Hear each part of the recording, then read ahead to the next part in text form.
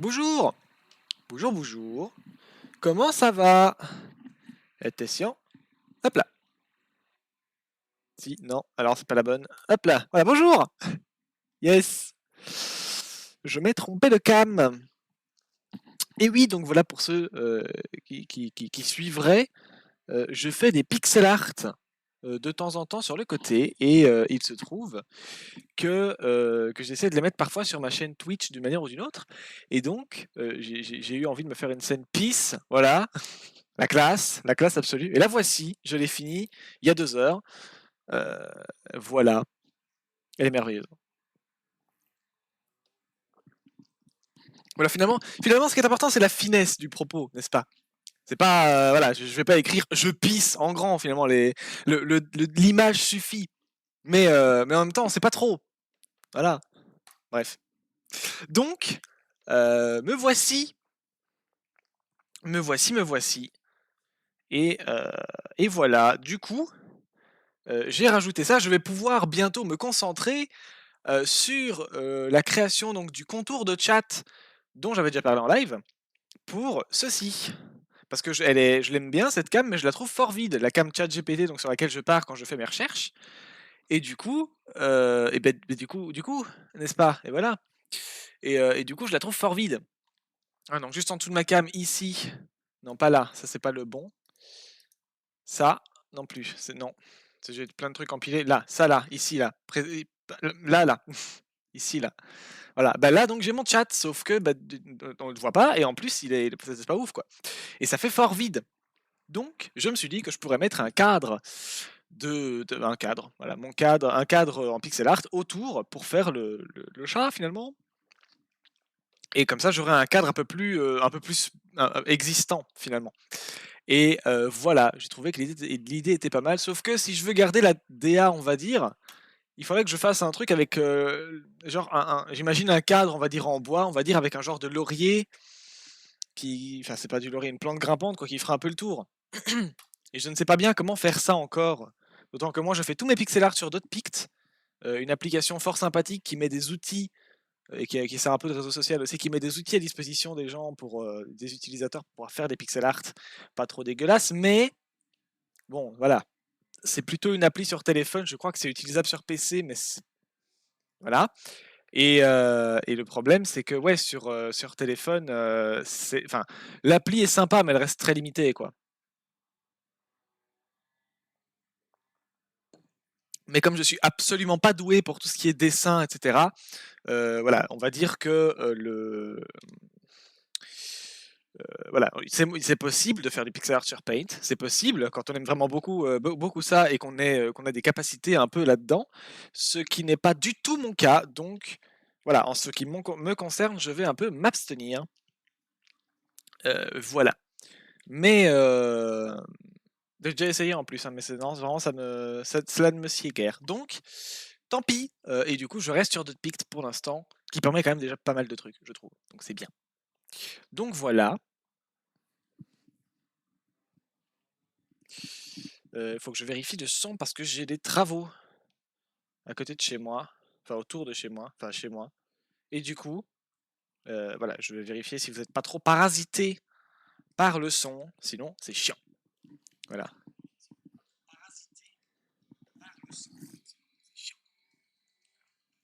Bon, bah, écoutez, j'entends rien de spécial. S'il y a un souci avec le son, n'hésitez pas à me le dire, bien sûr. M'énerve, j'ai mon câble qui est pas assez grand, là, ça me saoule. Bref, donc voilà, me voici, nous y sommes, merveilleux, fantastique, la scène est là. Je vais bientôt me concentrer pour faire d'autres trucs. Et voilà. Donc j'explique le concept. Qu'est-ce c'est quoi qu'on fait ici? On parle de bébêtes bizarres. On voit un peu. Enfin, je demande au chat s'ils n'ont pas des idées d'espèces. Le chat, c'est vous. Hein. S'ils n'ont pas des idées d'espèces sur lesquelles on pourrait partir. Et s'ils n'en ont pas, ils peuvent toujours taper la commande roue, point d'exclamation roue, dans le chat, que vous pouvez déjà commencer à spammer, à utiliser si vous voulez. Et comme ça nous sort un sujet aléatoire dont je me sers pour demander à ChatGPT, avec cette merveilleuse cam pas encore complète, de me sortir une espèce bizarre, avec éventuellement des capacités cheloues, dans la catégorie qu'on a sortie, que ce soit un primate, un oiseau, quoi que ce soit d'autre. Et voilà. Et après, on fait un petit tour sur l'espèce, on voit ce que c'est, on apprend ce que c'est, parce que le but, c'est un peu de tomber sur des espèces peu connues, un peu bizarres. Et, et voilà, d'apprendre l'existence de nouveaux trucs, parce que c'est sympa, moi j'aime bien. Et voilà. Et après, donc oui, on fait un peu le tour, on fait un petit Pokédex, quoi. On voit ce que c'est, on cherche un peu comment ça marche, où ça vit, le statut de conservation, etc. Voilà, voilà. Et du coup, je mets à disposition dans le chat la commande roue, mais aussi la commande Pokédex. Tout est dans le titre du live pour faire sortir donc la liste de toutes les espèces qui sont passées. On est à la 49e. Non, 50e. Je crois que c'est la 50e aujourd'hui parce qu'on a fait la 49e hier. C'était quoi déjà? Je me souviens des deux du live d'avant, mais pas de celle-ci. Ah non, si. Oui, donc, alors, la fois dernière, c'était, on va dire, un peu plus abstrait, donc moins intéressant. Je sais pas ce que j'ai avec mon micro, mais je m'entends fort parfois et pas du tout là d'autres. C'est très chiant. Bref. Donc, voilà, un peu spécial. C'est bizarre ça quand même. Ah oui, j'ai vraiment. Attendez, je vais voir avec Logitech, c'est pas un souci, parce que là, le son est un petit peu. Il m'emmerde. Qu'est-ce que je disais? Oui, donc là, il y a deux lives, nous avions vu. Qu'est-ce qu'on avait vu? On avait vu le. Ah, punaise. On avait vu donc un poisson qui tire de l'eau jusqu'à 2 mètres de distance en dessous de l'eau pour tirer pour tirer sur des insectes qui vivent enfin, qui volent au-dessus de l'eau. GG. Et on a vu un autre truc. La deuxième espèce, c'était, je sais plus. Et donc, on a vu la fois dernière. Qu'est-ce qu'on a vu? Je ne sais plus, mais on l'a vu. On a vu. Alors, le dernier live était concentré sur le. Ah, il y avait un nom chiant. Le Stanto. C'est un protiste. Voilà, un protiste, c'est quoi? C'est. Bon, dans le règne du vivant, il y a plusieurs trucs. Il y a les animaux, les végétaux, les champignons, les bactéries et d'autres trucs. Les protistes, c'est les autres trucs. C'est des organismes unicellulaires, donc tout petits, hein, microscopiques, mais ça peut être beaucoup plus large que ça, mais on va dire c'est un peu la caractéristique principale qui les relie tous, quoi.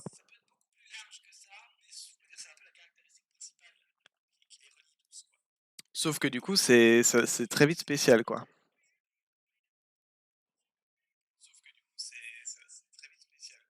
Comment ça, quoi? Hein? Ah, d'accord. D'accord. Mais je chipote à mes paramètres, hein, vous inquiétez pas. Ne vous inquiétez pas, le contrôle est total. Non. Ça devrait être mieux.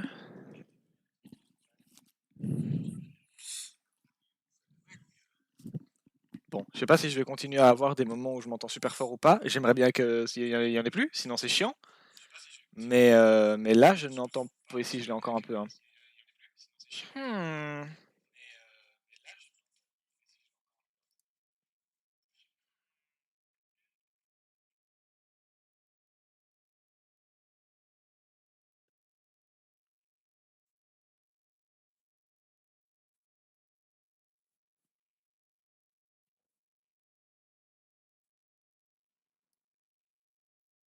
Non, non, on va revenir là-dessus, je pense. C'était bien ça. Hop.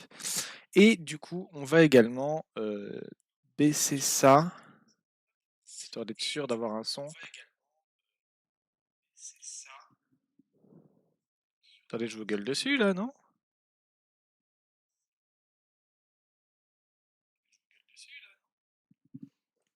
Ah là là. C'est compliqué à gérer les paramètres. Hein. Bref, je pense qu'on va y aller, du coup.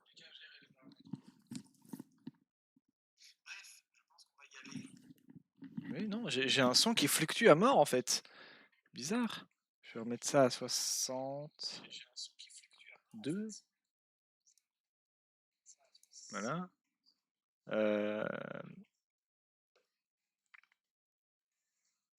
Ça c'est pourquoi? La fréquence cible et ignore l'audio dont la fréquence est inférieure. D'accord. Mhm.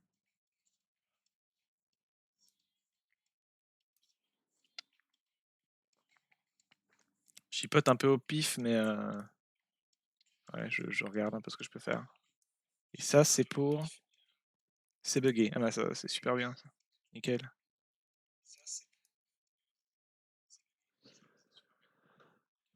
Dont la portée est variable. Il peut s'avérer très utile pour supprimer des bruits d'arrière-plan indésirables. On va le mettre par là, du coup, mais... Voilà. Bon, je sais pas. Voilà, vous me direz si c'est correct ou pas. J'espère que c'est pas trop mal. Mais oui, je ne sais pas pourquoi j'ai un son qui fluctue comme ça. Des fois, on m'entend pas. Des fois, on m'entend trop fort d'un coup sans trop de raison. C'est peut-être la faute aux travaux qui font n'importe quoi, enfin, qui font bugger mes paramètres. Je ne sais pas.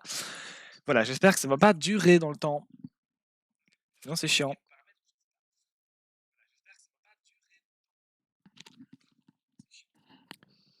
J'espère.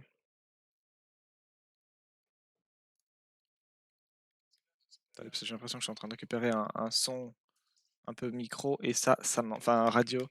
Et ça me dérange un peu.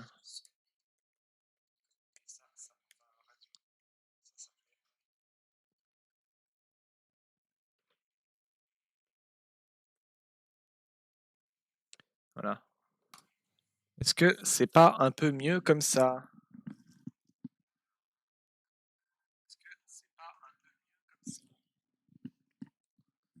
Bon, bah, écoutez, ça devrait, hein.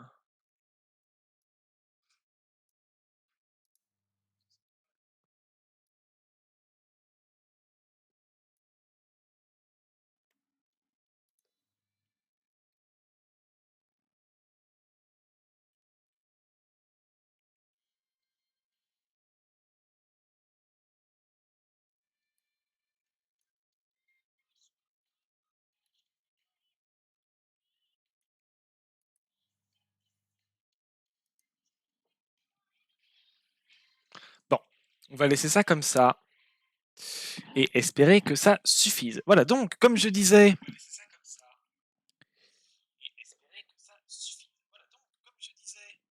Mon chat est en train de me prendre pour un con. Ça m'énerve, c'est gonflant. Bref. Oui, donc, comme je le disais, voilà, donc on parle de bébêtes bizarres. Généralement, je demande de l'aide au chat pour savoir vers quoi on part. Voilà. Donc, si vous avez envie qu'on parle d'un truc spécifique, d'une espèce spécifique, hop là, n'hésitez pas. Si vous avez envie de m'influencer dans ma recherche, mais que vous ne savez pas vers quoi on pourrait partir, hop, n'hésitez pas à taper la commande point d'exclamation roux qui sortira un sujet aléatoire. Et si vous avez envie euh, de montrer que vous êtes là sans forcément avoir envie de parler, il y a aussi un truc dont j'ai pas pu parler encore, c'est les sound alerts, qui sont donc des alertes de son, qui sont les sons de certaines des espèces qui sont passées en live.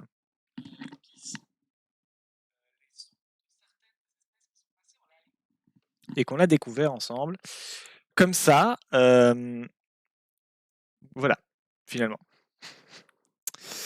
Comme ça, du coup, bon, toutes les espèces ne sont pas dedans. Je dis, on doit être à la 50e aujourd'hui, toutes ne sont pas dedans, parce que c'est un bordel absolument monstrueux à régler, de trouver des sons, etc.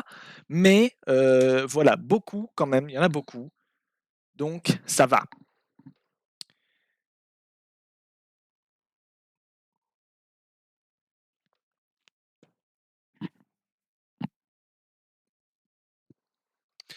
Voilà. Euh, Oui, c'est bon, c'est tout. Ah oui, il y a les commandes totem aussi. Si vous voulez vous faire totemiser ici, vous pouvez. Vous serez aléatoirement totémisé avec des phrases rigolotes si vous tapez la commande totem. Hop. Parce que oui, c'est pas écrire. Alors, encore un félin. On en fait plein ces temps-ci. On a dû faire 3-4 félins sur les 20 dernières espèces, quoi. Même plus. Enfin, plus de félins pour moins Bref, je me comprends. Donc ça fait beaucoup de félins ces temps-ci. On en a fait pas mal, hein. Au total, qu'est-ce qu'on a fait comme félin, nous, sur la chaîne? On a dû faire le chat de palace, le chat à pattes noires, le chat doré d'Asie, le cos, donc le chat des marais, je me souviens plus. Bref, on en a fait une chier de chat déjà. Voilà. Mais allons-y. Alors, faut que je me mette sur la bonne cam. Enfin, voilà. Ici, là. Non, là. Vous étiez déjà dessus. Bon, alors donc, ça, cite-moi. La page à planter. Nickel! Nickel! Oui, je sais pas pourquoi je suis pas. En fait, ChatGPT plantait pas au début, puis il a commencé à beaucoup planter, et le live dernier, il a pas planté. Et du coup, je me suis dit, bah, c'est bon maintenant, il plante plus. Je sais pas pourquoi je suis parti comme si c'était acquis, alors que pas du tout. Donc, ouais, je vais peut-être devoir partir sur mon téléphone pour faire la recherche, si on en a pour de nouveau 8 semaines à attendre qu'il daigne envoyer ma réponse juste. Enfin, non, me prévenir qu'il a planté, parce que même ça, il met 8 jours à le faire. Mais bon.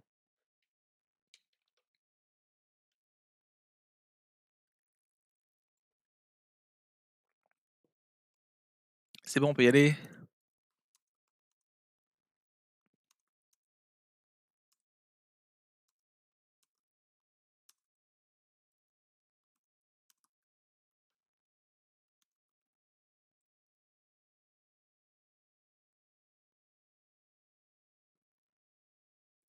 Voilà, il a fallu 8 ans pour qu'il puisse juste l'afficher, quoi. C'est. Mais bon. Donc, cite-moi une espèce de félin très peu connue avec des capacités bizarres. Et maintenant, on est parti pour attendre qu'il nous informe qu'il a planté, je pense. Bon, attendez, parce que ça commence à me faire chier. Voilà, il a planté, c'est bon, il nous a mis au courant, il a daigné nous le dire. Fantastique.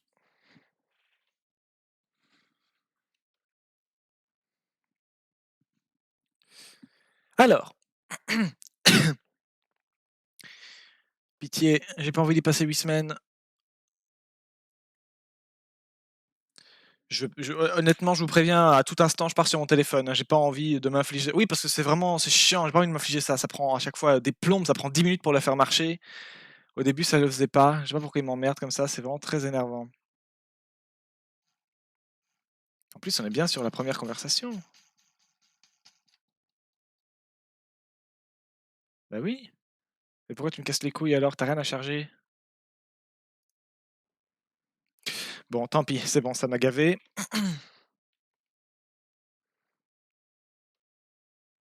C'était bien quand ça marchait, ChatGPT, mais là, il n'y a plus rien qui fonctionne. C'est insupportable.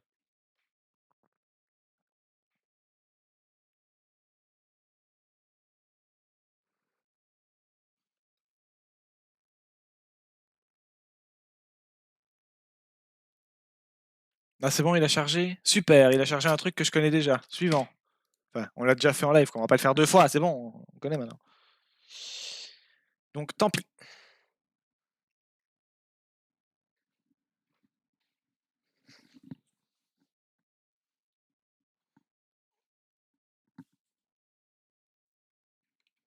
Oui, je sais bien que tu plantes, couillon. J'ai compris ça.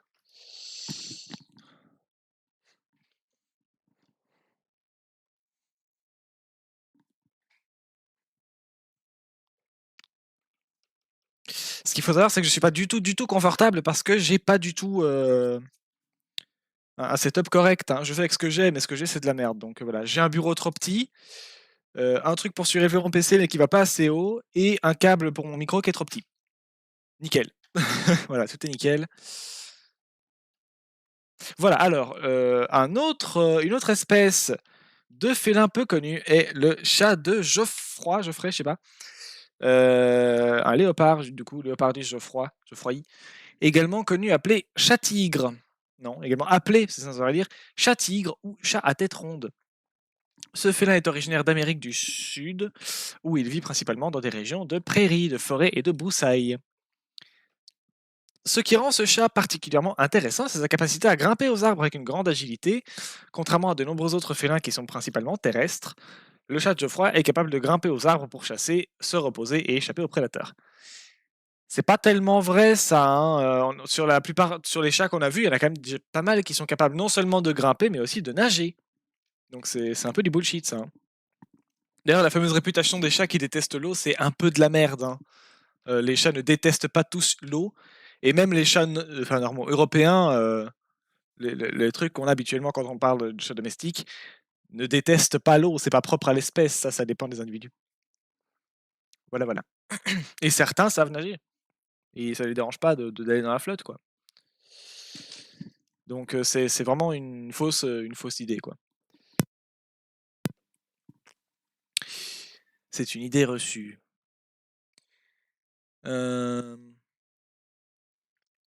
Contrairement à de nombreux autres félins, qui sont presque de plus, le chat de Geoffroy a une coloration distincte avec des taches noires sur un pelage beige ou grisâtre.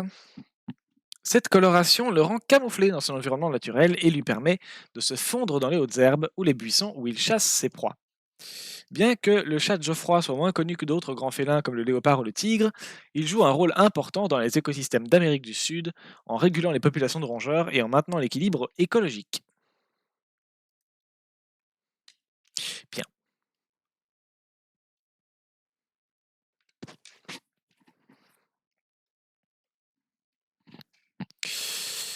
Donc,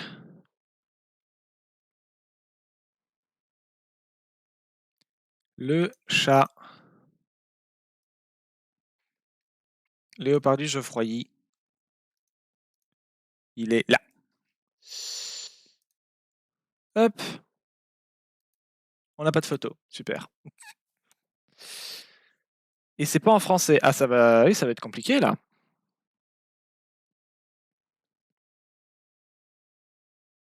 Non mais c'est pas top ça. Animalia, nickel. C'est pas en français. Vous me faites chier. Oui, en français, oui. Voilà. Alors ici, on voit bien que c'est un chat par contre, hein, du coup. Les précédents, on trouvait pas que c'était. Enfin, ça ressemblait pas tellement à des chats que ça, c'était plus des.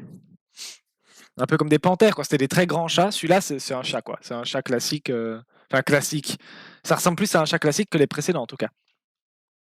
Voilà, voilà. Oui, ça c'est une traduction de merde. Ça, c'est pas ça du tout que ça veut dire, je pense. Mais donc, taille de la population inconnue. Bah dis donc, il y en a beaucoup. Hein. C'est un chat. Il est nocturne à tendance crépusculaire. Qu'est-ce que ça veut dire? Ça veut dire qu'il vit la nuit et crépusculaire. Ça veut dire qu'il vit du tombé du début de la nuit à la fin du jour, enfin de la matinée.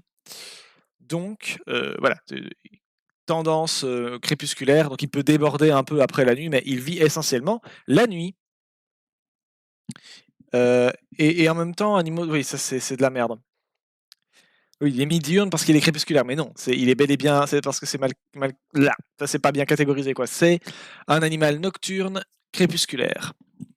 Il est terrestre, bah, oui, c'est-à-dire qu'il n'a pas d'aile quoi. Habitat arboricole, il vit dans les arbres. Polygynie, alors comment on avait dit déjà? À chaque fois je le vois, à chaque fois je l'oublie. La polygynie, c'est les couillons qui. Ah, c'est les harems. Voilà, c'est ça. C'est les harems. Je crois que ça concerne les mâles, enfin des harems de femelles pour un mâle, mais il n'y a rien qui l'indique dans le nom, donc ça se trouve, c'est juste un abus de langage parce qu'on estime, enfin, on part souvent du principe que les harems sont forcément dans un sens, mais ça se trouve, il y en a dans l'autre. Donc voilà. Du coup, c'est des harems. Voilà, ce sont des populations où il y a un dominant, on va dire, entouré de l'autre sexe. Voilà. Polygynie, du coup, c'est un animal. Ah non, animal solitaire. Bon, là, c'est spécial. C'est comme je vous dis, c'est un harem, donc ça implique de vivre un peu en société, quoi. Donc en groupe. Et finalement, il est solitaire. Ok. Alors, c'est un félin sauvage originaire des zones arbustives, bon, arboricoles quoi, donc des arbres, du sud de l'Amérique du Sud, dans le sud du Sud. Il est le plus étroitement apparenté au chat nocturne, Leopardus gigna, qui vit de l'autre côté des Andes. Je rappelle que dans les Andes, on peut trouver les tapirs, entre autres les tapirs des Andes, qui est une espèce qui est là-bas. Le chat qui est passé en live justement, c'est une des premières à être passée. Le chat de Geoffroy doit son nom au biologiste français Geoffroy Saint-Hilaire, 1772-1844. Le chat Geoffroy a un pelage jaune-brun à gris argenté. Tout ça, tout ça. Bon, ça c'est la description de l'apparence. J'ai envie de dire, ils mettent des photos quoi. Bon, je vais dire c'est bien pour les aveugles, mais s'ils étaient aveugles, ils pourraient pas lire. Donc en fait, je sais pas à quoi ça sert. Je sais pas trop. Ça, c'est pas un site pour professionnels non plus, quoi, donc bon. Je ne sais pas bien pourquoi. Donc, voilà. Bah, ça ressemble à un petit léopard miniature.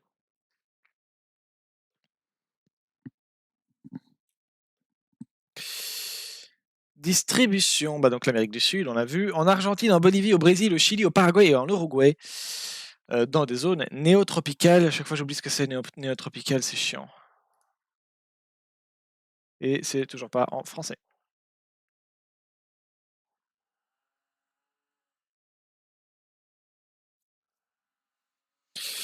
C'est une écozone d'Amérique centrale et d'Amérique du Sud qui coïncide presque entièrement avec le règne végétal Néotropis. D'accord. Ça veut rien dire, mais ok. C'est la trad qui est pourrie. Donc c'est une zone néotropicale d'Amérique du Sud qui est donc, bah, c'est des zones d'arbres, quoi. Se définit sur la base de l'aire de répartition des animaux, la botanique, le machin, on s'en fout. La traduction est à chier, tant pis. Voilà, ciao. Bref, il y a des arbres. Voilà. Néotropical, je sais pas ce que ça veut dire néo, mais tropical, donc ça, j'ai. Hop là. On le trouve dans les prairies, dans les savanes, dans les arbustes tempérés, bon, les arbres, quoi. Là où il y a du vert, globalement, hein, que ce soit les prairies, la savane, les arbres, donc les arbres, les forêts, les prairies, etc. Ce félin se rencontre depuis la Bolivie jusqu'au sud du Brésil, en passant par la Patagonie. Principalement en Argentine, en Uruguay, en Paraguay. Le chat de Geoffroy est présent dans divers types d'habitats, mais il préfère les zones variées et les régions montagneuses, comme les forêts ouvertes, etc. Il évite les prairies ouvertes et les forêts denses de feuillus. On trouve jusqu'à 3300 mètres d'altitude. Rien que ça. Les forêts de végétation, les prairies, les marais, les forêts, les savanes. On a déjà vu. Alors, le chat de Geoffroy chasse principalement la nuit. Les petits rongeurs, les oiseaux, les lézards, il chasse principalement au sol. C'est pourtant un bon grimpeur et il poursuit régulièrement ses proies dans les arbres. Il se jette aussi souvent sur ses proies depuis une branche. Le chat de Geoffroy n'a pas non plus peur de l'eau et attrape régulièrement des animaux comme des poissons et des grenouilles. Il semble même prendre des bains régulièrement. Donc voilà, vous voyez le fameux truc comme quoi il déteste l'eau, mon cul. Hein. Il semble même prendre des bains régulièrement. Le chat de Geoffroy se repose généralement sur une branche d'arbre.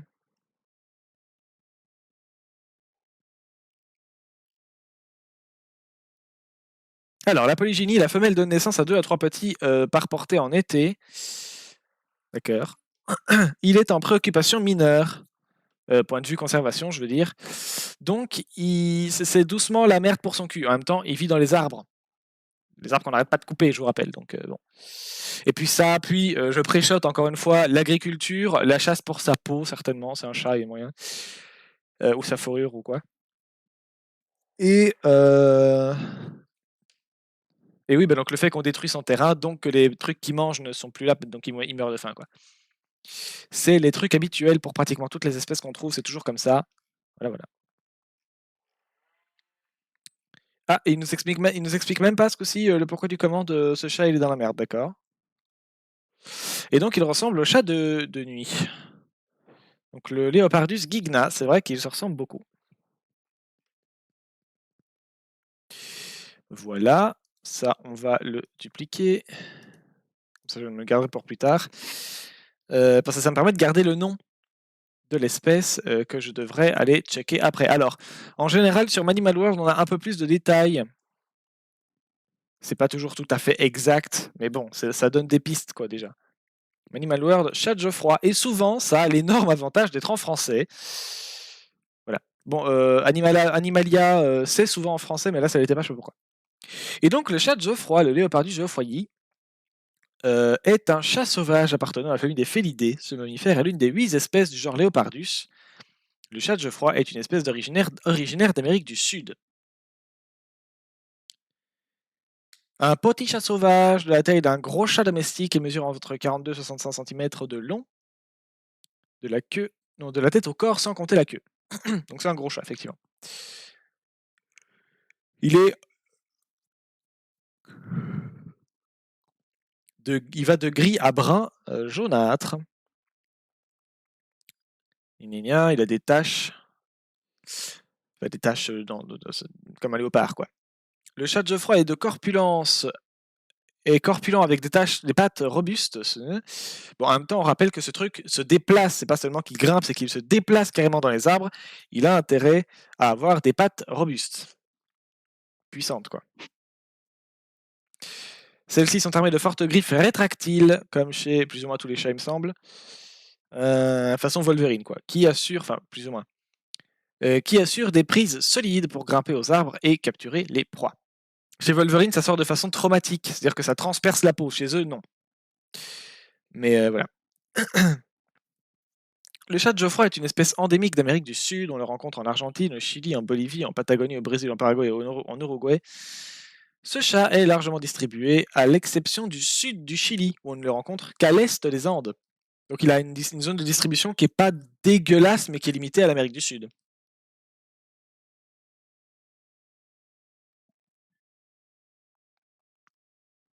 Donc il est présent, on va dire. Il a une certaine zone quand même de dispo pour lui, mais ça reste pas top, quoi.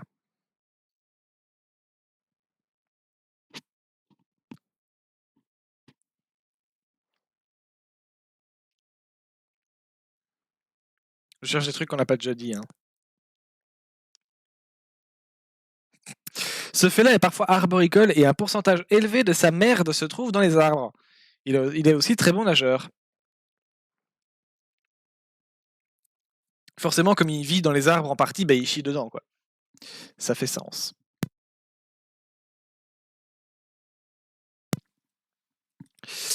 Le chat de Geoffroy est un prédateur dont le régime alimentaire se compose généralement de piafs, de reptiles, d'amphibiens, de rongeurs, de cobés sauvages. Les cobés, c'est plus ou moins des hamsters. Hein. De petits agoutis, je ne sais pas ce que c'est. Qu'est-ce que c'est que ça?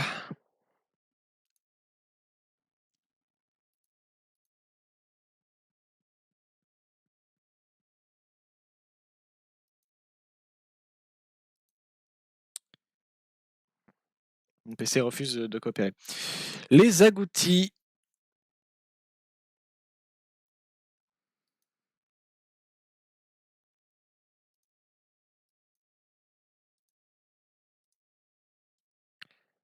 C'est des. Oh! C'est. On dirait des souris, mais c'est un peu spécial. Attends, je vous montre.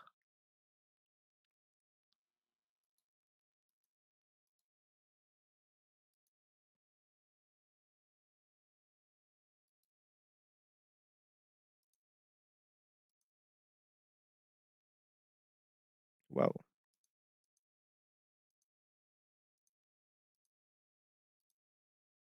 Là.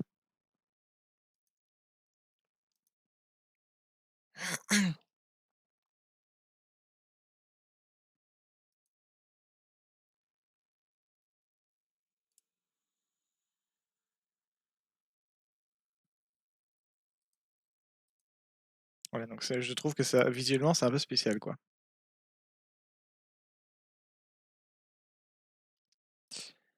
Donc, ça bouffe ça, mais aussi donc des lièvres et d'autres petits mammifères, en plus donc des cobés sauvages, des rongeurs, des amphibiens, des reptiles, des oiseaux, etc. Ce félin est un bon nageur, il vit à proximité de l'eau, il lui arrive d'y capturer des poissons. À la tombée de la nuit, il explore son territoire en quête de bouffe. Il chasse à l'affût, en tirant parti de son aptitude à se déplacer avec une remarquable agilité au sein de la végétation. Son pelage tacheté lui servant de camouflage, il se tient immobile et guette le moindre mouvement révélateur de la présence d'une proie potentielle. Il attend ensuite patiemment le moment le plus favorable pour bondir sur sa victime, la clouer au sol et l'achever d'un coup de dent.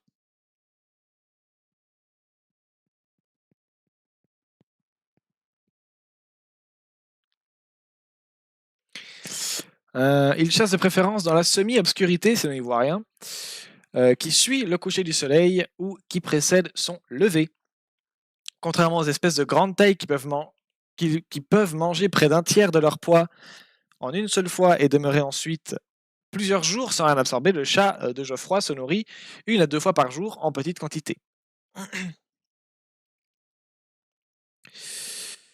Le chat de Geoffroy est de nature solitaire, sauf pendant la période de baise. Celui-ci se produit alors à partir de décembre jusqu'à mai. Donc on est vraiment à la fin, là c'est fini, là, globalement plus personne baise, hein, là. Quand une femelle est en chaleur, elle émet une odeur particulière qui attire les mâles. La femelle commence toutefois par être très agressive à l'égard de tout prétendant qui vient la solliciter. Après l'accouplement, elle retrouve son agressivité pour chasser son partenaire. Dégage de chez moi. Après une période de gestation dont la durée varie entre 67 et 78 jours, la femelle donne naissance à une portée de 1 à 3 petits dans une tanière qu'elle aménage dans le creux d'un rocher bien dissimulé, sous un épais couvert végétal. Le chaton pèse un peu moins de 100, autour de 100 grammes. Ses yeux s'ouvriront au bout de 8 à 12 jours.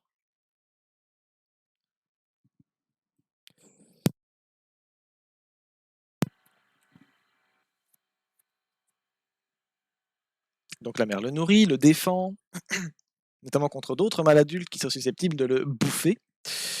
Les jeunes chatons commencent à manger des aliments solides au bout de 6 à 7 semaines. Ils deviennent dépendants de leur mère à environ 8 mois, les femelles atteignent leur maturité sexuelle à l'âge de 18 mois et les mâles à 24. L'espérance de vie du chat de Geoffroy est estimée à 14 ou 15 ans. Cependant, en captivité, ça peut aller jusqu'à 20. Ouais.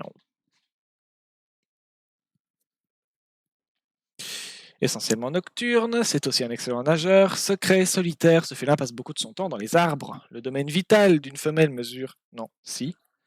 Ah oui, donc la zone la zone d'une femelle fait environ 2,5 km², alors que celui du mâle peut faire 3 fois la taille de celui de la femelle. Petite inégalité là, je pense, hein. Comportement inhabituel chez les chats, il a été... On en a observé certains se tenant debout sur leurs pattes arrière pour scruter le paysage, comme des pikas, en utilisant leur queue comme support. Non mais c'est pas des marsupilamis, comment ça marche?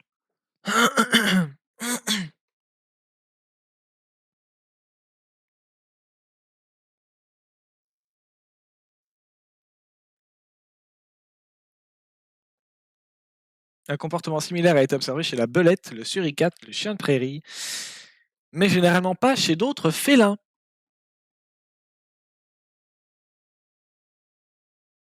J'aimerais voir une vidéo de ça, parce que je suis pas sûr d'avoir bien compris. Genre ils s'en servent comme d'une béquille? La plupart des gens n'ont généralement pas peur de ce chat, alors qu'ils devraient se méfier car il est très agressif envers les intrus. Capturé jeune, il peut supporter la présence de l'homme, mais sans jamais se laisser apprivoiser. Entre les années 60 à 80, un grand nombre de peaux de chat de Geoffroy étaient exportées en Amérique du Sud pour le commerce international de sa fourrure, je l'ai pré-shot. Ce commerce a baissé en 88, les chats sont encore tués comme des parasites ou des prédateurs du bétail, et des peaux peuvent être vues dans le commerce illégal local. Actuellement, la perte d'habitat et la fragmentation de celui-ci, ainsi que les tueries pour représailles comme la déprédation de volailles, restent les principales menaces. C'est-à-dire, il a buté tes poules, donc toi, avec tes 2 QI, tu décides d'aller le flinguer. Super.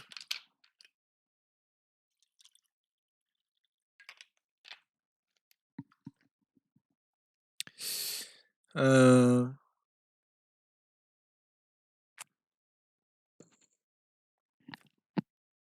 Lors d'une évaluation de la santé des chats de Geoffroy à 2 endroits différents, protégés en Argentine, des anticorps contre la péritonite infectieuse, la panleucopénie féline, le virus de la maladie de Carré, et calicivirus félin, et la taxoplasmose. Et là, putain, ils sont immunisés à tout en fait. Voilà. Ils sont immunisés à tout. Et la dirophilariose ont été retrouvés chez les animaux testés. Ces résultats suggèrent une exposition récente ou passée aux maladies courantes de carnivores domestiques et indiquent un risque potentiel pour l'espèce. Bah non, c'est pas logique. On me dit qu'ils ont des anticorps contre ces espèces. Donc c'est pas un risque. C'est plutôt bien.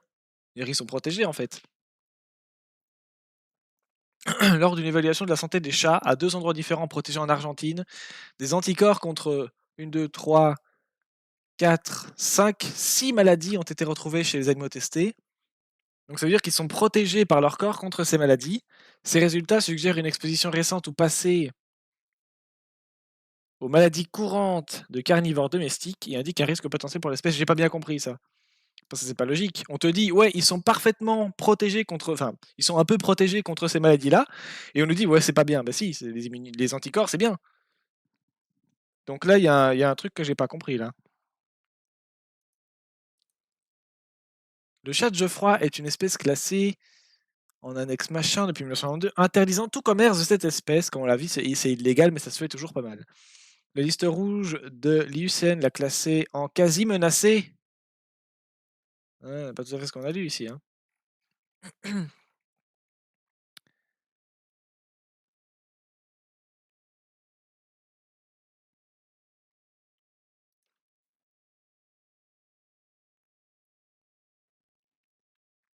Ici, il est classé en préoccupation. Tu m'emmerdes. Préoccupation mineure. Là, il est classé en données insuffisantes et là, juste non noté. Voilà, préoccupation de machin. Quasi menacé. Ah oui, donc c'est plus loin que préoccupation mineure. Hein. En fait. En fait, c'est plus la merde que ce qu'on croit. Hein. Vulnérable. Juste après. Donc il est déjà de. Enfin, oui, il est braconné, quoi. Forcément, c'est. Voilà, quoi. Et entièrement protégé dans toute son aire de répartition. La chasse et le commerce de l'espèce sont interdits en Argentine, en Bolivie, au Brésil, au Chili, en Paraguay et en Uruguay. Il se reproduit dans un certain nombre de ces zones protégées. Bon, au moins lui, il baise. Sachez que dans les zones protégées, souvent, il baise pas. Hein. Je sais pas pourquoi. C'est pas le cas de toutes les espèces qu'on voit, mais voilà, ça arrive souvent qu'on nous dise, bah, on sait pas, on les protège, mais ils baisent pas. Donc, ou ils baisent, mais une fois tous les millions d'années, quoi. Il a été nommé en l'honneur du naturaliste du naturaliste français Étienne Geoffroy Saint-Hilaire au siècle chiant à lire. 19, je crois. Des études génétiques ont montré que le chat de Geoffroy est plus étroitement lié au code. Il est classé dans le genre Leopardus, un des plus grands genres regroupant des petits chats qui vivent en Amérique du Sud, comprenant également l'Oslo. Par croisement du chat de Geoffroy et du chat domestique, on obtient un hybride appelé le chat safari. En 1983, 80 000 chats de Geoffroy ont été tués pour leur fourrure. Ça fait beaucoup. Beaucoup, genre ça fait plus de 1000 fois la population actuelle des antilopes saïga. Qui est évidemment en état en danger, si pas en état critique d'extinction, je crois. Mais bref, ça fait beaucoup. Beaucoup, genre beaucoup violent, quoi. Euh... Ah oui, oui, beaucoup, beaucoup. C'est même beaucoup plus que ça, en fait. Bref, c'est absolument titanesque. Et tout ça pourquoi, finalement? Pour rien du tout. Donc, fun, quoi.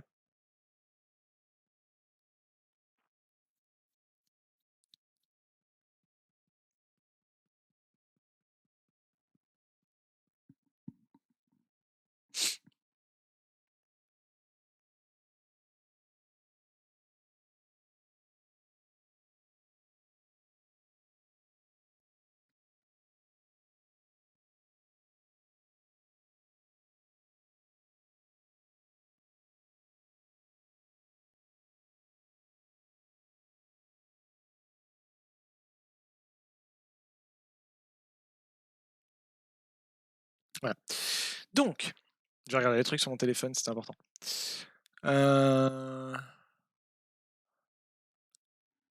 Bon. Donc oui, on a dit. Ah oui, alors ce qui m'intéresse, c'est plutôt le support. Le coût du support de la queue, parce que sinon, c'est un chat on a déjà bien compris comment il marche, quoi. Intéressant, capacité de grimper aux arbres. Capable de grimper aux arbres pour chasser, se reposer, échapper aux prédateurs. Coloration distincte. Bon. Donc oui, là pour le coup, on a déjà vu l'essentiel de ce qu'il fallait voir. Je pense que je vais surtout chercher, hem, le le coût du support de la queue, si je trouve. Ça serait bien de trouver, mais j'ai comme un doute. Donc pour ça, il faut que je trouve une vidéo, si possible.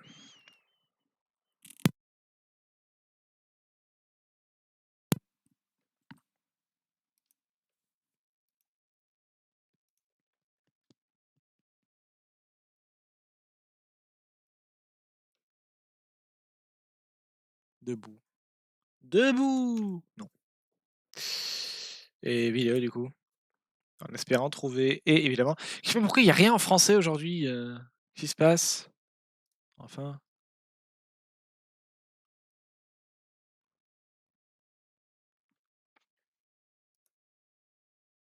Pourquoi Ecosia est pas en français là? Bah si, il est en français mais je comprends rien alors. Bon. La bonne nouvelle, c'est que je vois plein de vidéos de lui, donc vous aurez très certainement la possibilité de jouer son son dans les centres d'alerte. Allez, une petite pub, ça manquait les pubs. Yes.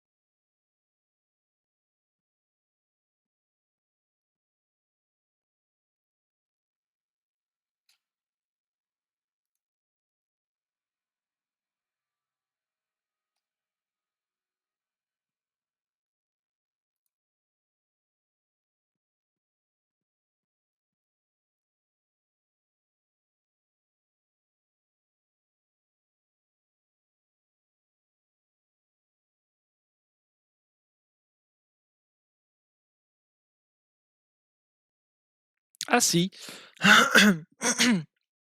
Quoi qu'il en soit, le corps de ce chat sauvage est corpulent et robuste. Ses pattes sont puissantes, possède des griffes rétractiles, sa queue mesure 24 à 36 centimètres de long, ce qui lui sert ce qui lui sert de balancier.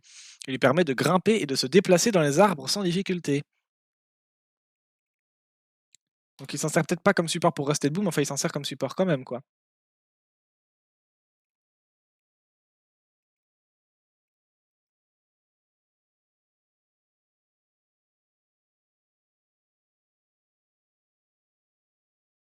Mais voilà, c'est plus clair là. Il semble pouvoir être infesté par certaines maladies de chats, comme le typhus, le PIF, la péritonite infectieuse. La proximité des hommes et de leurs animaux de compagnie pourrait donc constituer une menace pour sa survie, parce qu'on lui refile nos saloperies en fait.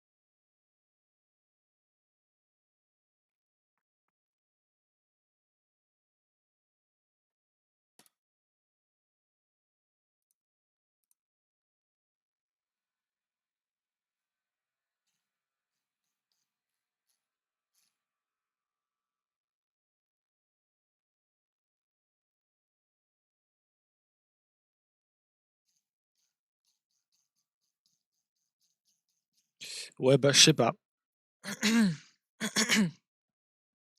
Je trouve pas particulièrement d'infos là-dessus.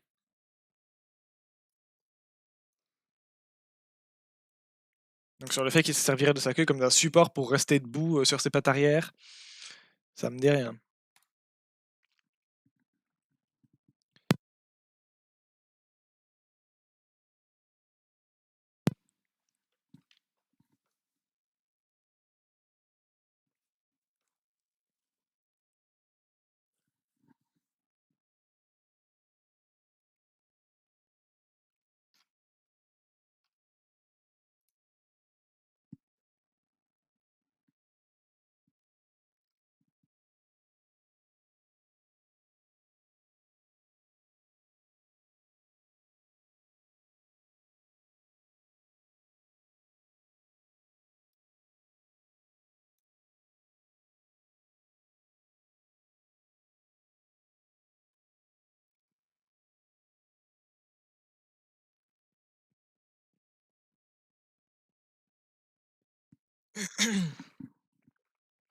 Aussi bon nageur que grimpeur, ce chat marque son territoire d'une manière assez particulière. Il dépose ses excréments dans les arbres au sein des latrines, des zones utilisées de façon répétée, oui, donc c'est des toilettes, quoi.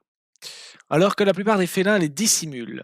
Oui, c'est vrai qu'ils ont tendance à les enterrer. Prenez votre chat, par exemple, il enterre ses cacas dans sa litière, il gratte derrière pour remettre de la litière par-dessus. Et lui, pas du tout. Lui, il les met bien à l'air pour que tout le monde le sente, mais dans les arbres. Du coup, c'est quand même planqué, mais à vous de voir ce que vous préférez.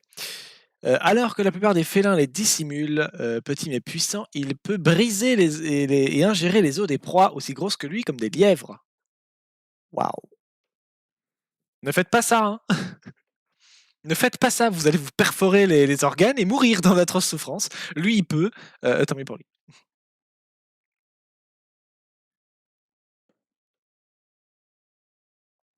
Si vous voulez chier dans un arbre, à mon avis, ça devrait bien se passer. Mais enfin, faites gaffe si vous savez grimper. Y allez-y pas à poil, hein, mais bref, vous avez compris. Un chat adaptable. Il s'adapte plutôt facilement aux environnements modifiés par les humains, même si son taux de survie est bien meilleur en milieu préservé, donc en milieu naturel. Car cela lui confère un avantage certain et explique que ces populations soient encore globalement relativement abondantes malgré de multiples menaces. Oui, c'est-à-dire que comme il sait vivre dans l'environnement qu'on lui laisse, qu'on daigne lui laisser, bah, du coup il s'en sort pas trop mal, quoi. Et oui, donc destruction des habitats, braconnage, conflit avec les humains, collision routurière, il prend des voitures dans la tronche, prédation par les chiens domestiques. Bref, il prend cher.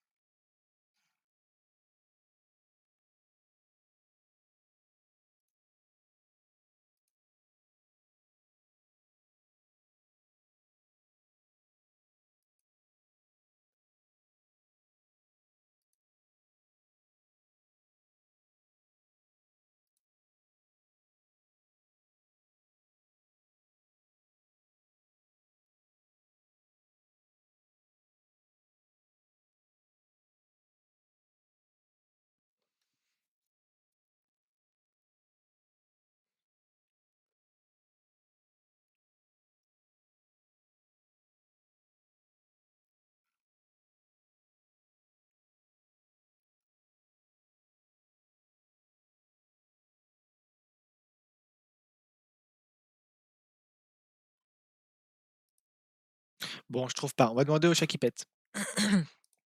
S'il trouve même ne serait-ce qu'une trace de ça, hein.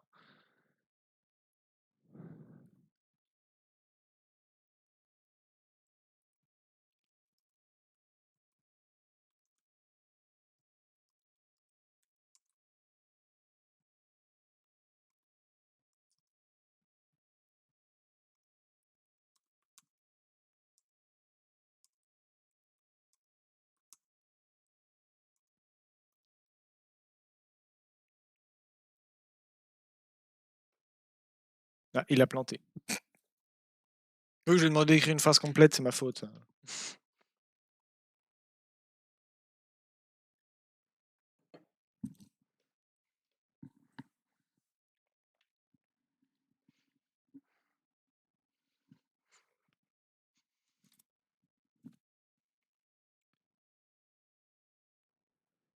se tenir debout sur ses 2 pattes postérieures.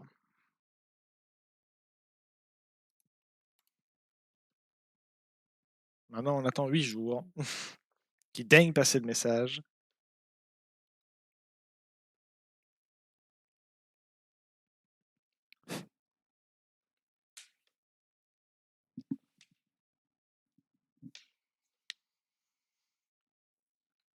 Et si lui-même ne trouve rien, on passe à autre chose, hein, parce que bon, il y a vraiment enfin, j'ai pas vu de vidéo, qui montre ça et le il y a personne qui en parle, donc on va pas faire ça 8 jours, quoi.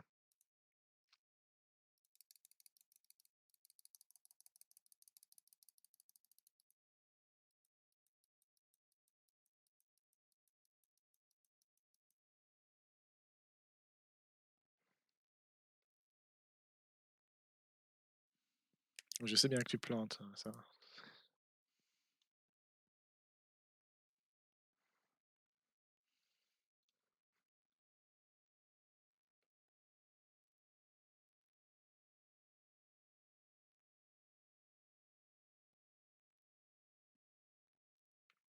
On verra la réponse un jour peut-être?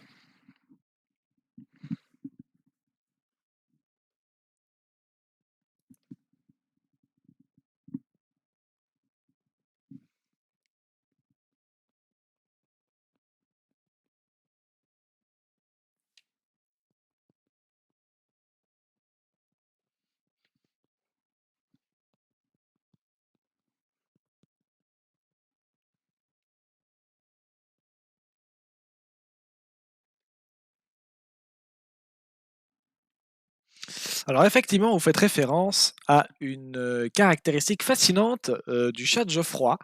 Ce félin a la capacité remarquable de se tenir debout sur ses pattes postérieures, tout en utilisant sa queue comme un support pour maintenir son équilibre. Cette capacité lui permet d'avoir une meilleure vue sur son environnement et peut être utilisée dans divers contextes, notamment pour scruter le paysage à la recherche de proies ou de menaces potentielles. Bon là, ça, il l'a repris du site, duquel on vient, donc on n'a pas plus d'informations. Il le dit, mais il le dit parce qu'il le prend de la même source que nous. La queue du chat de Geoffroy est relativement longue et épaisse, ce qui lui confère une certaine stabilité lorsqu'il se tient debout. Cette adaptation lui permet de mieux s'adapter bien sûr à son habitat varié, qui comprend des prairies, des forêts, des zones broussailleuses, où il peut nécessiter l'observation attentive de son environnement pour chasser efficacement et éviter les prédateurs. Cette capacité unique du chat de Geoffroy témoigne de son adaptation remarquable à son environnement et de sa faculté à utiliser diverses stratégies. Tout ça, tout ça.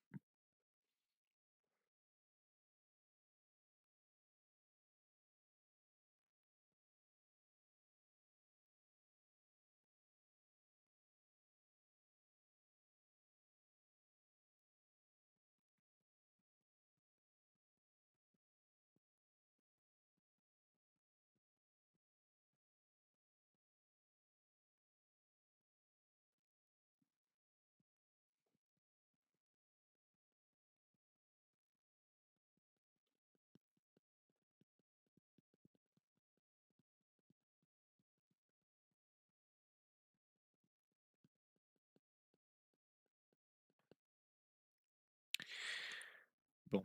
Là même mon téléphone plante, donc je peux rien faire de plus.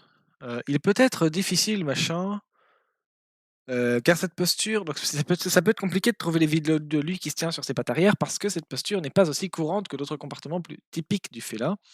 Cependant, lorsque le chat de Geoffroy adopte cette posture, il se tient généralement debout avec ses pattes arrière, en utilisant sa queue comme un support pour maintenir son équilibre. Oui, mais ça m'aide pas à ça. Dans cette posture, le chat de Geoffroy peut avoir ses pattes avant légèrement levées ou étendues vers l'avant pour l'aider à stabiliser son corps. Sa queue est généralement redressée ou légèrement courbée pour fournir un soutien supplémentaire. Cette posture lui permet d'avoir une meilleure vue sur son environnement et peut être utilisée dans divers contextes tels que l'observation de proies potentielles ou la surveillance de son territoire. D'accord. Mais pourtant quand je oui, enfin on peut chercher, c'est quoi le nom de l'espèce déjà? C'est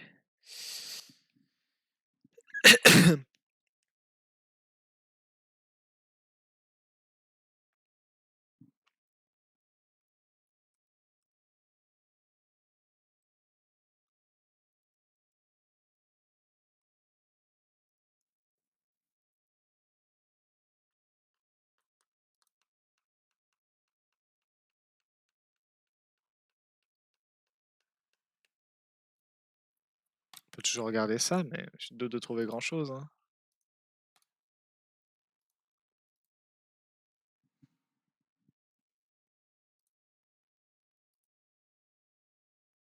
Ah merde.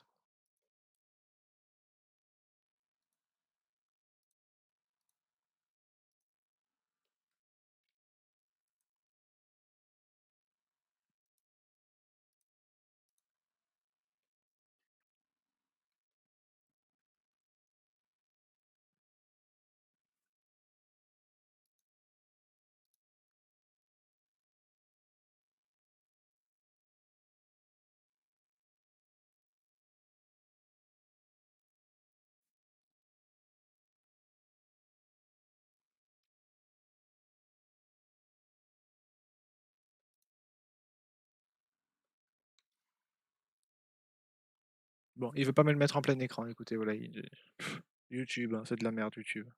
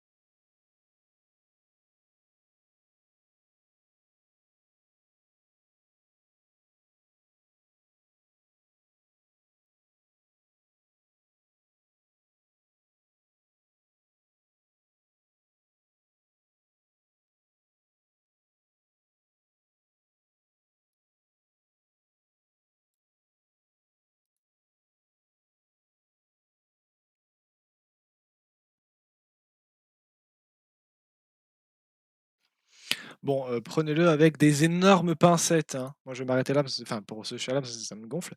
Mais voilà, et on sait pas exactement comment ils se servent de leur queue, en fait. C'est ça qui m'énerve. Donc, qu'ils s'en servent pour garder l'équilibre, je veux dire, c'est normal, tous les chats font ça a priori. Mais, ça c'est à ça que ça sert, quoi. Mais,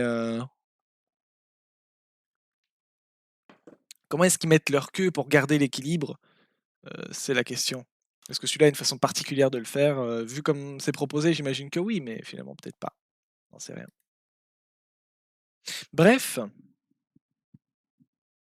donc voilà, c'était ça pour ce chat-là, qui donc on rappelle, heu, bon il pourrait se tenir debout, ça prenez-le avec des grosses pincettes.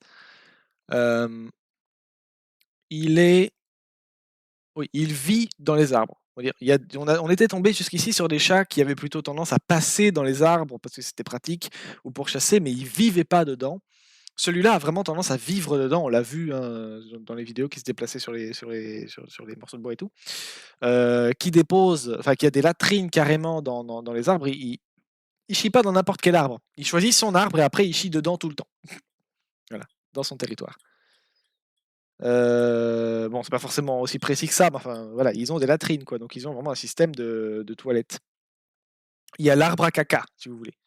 Et c'est justement une façon pour eux de marquer leur territoire. Donc, pour celui-là, peut-être plus que pour tous les autres chats qu'on a vus pour l'instant, l'arbre, c'est vraiment son milieu, quoi, de vie. Là où les autres, c'est plus un stade transitoire par lequel une route, quoi, qu'ils empruntent, quand c'est pratique ou parce qu'il faut bouffer, quoi, mais c'est pas leur lieu de vie, c'est plutôt des chats, qui vivent, par terre, quoi. Et voilà, de la manière que mon chat, ça lui arrive de grimper dans les arbres, ça lui arrive pas de dormir dedans, de baiser dedans, de chier dedans et de passer sa vie dedans, quoi. Celui-là, a priori, il a tendance à passer une bonne partie de sa vie dans les arbres. Voilà,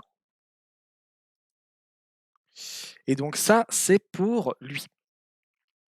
Donc je vous invite, si vous voulez, m'influencer dans la recherche, à me parler éventuellement d'une espèce, qui vous intéresse. On pourra faire des recherches dessus là.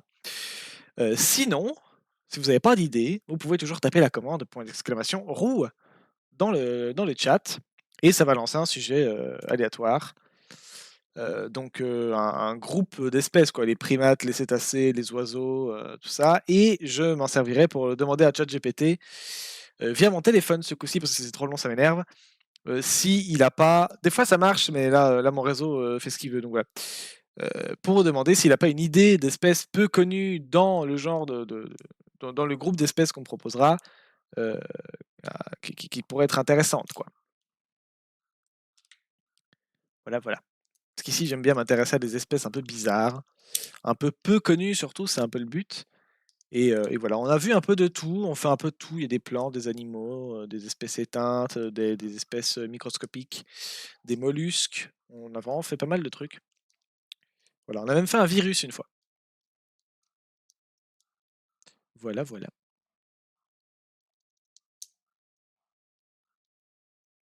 Donc on fait vraiment un peu de tout et après on s'intéresse, au comportement de l'espèce, voir un peu comment elle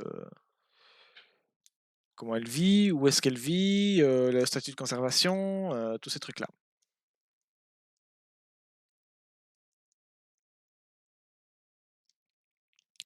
Donc voilà, je vais rentrer la commande.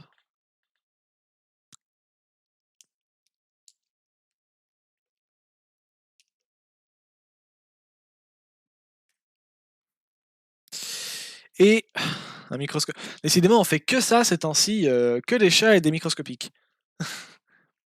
Bon, heu,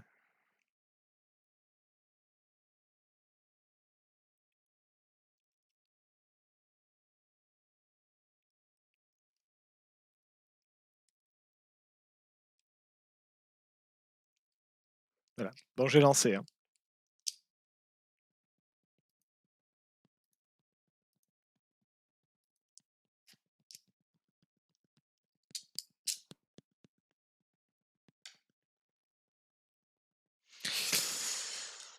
Le plasmodium, oui, mais non, on l'a déjà fait.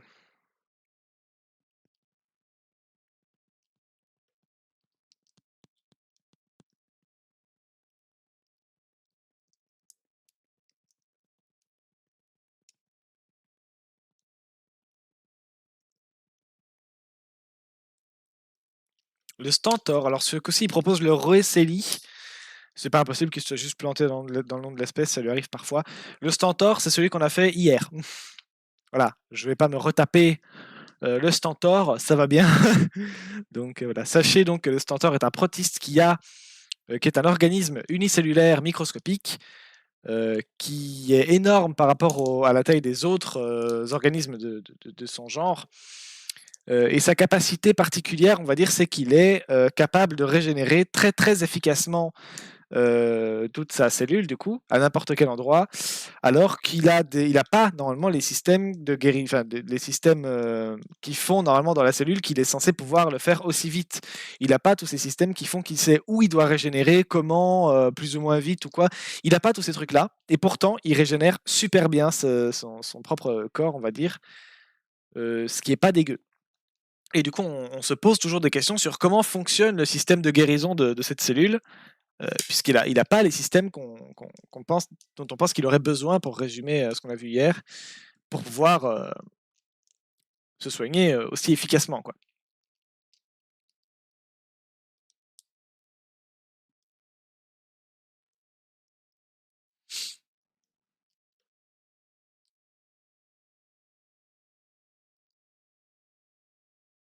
J'ai peut-être un truc intéressant ici. Donc une autre espèce microscopique peu connue est le rotifère belloïde. Les rotifères belloïdes sont des organismes, heu, microscopiques. Je vais essayer de vous faire charger la page, mais je pense pas qu'il va y arriver.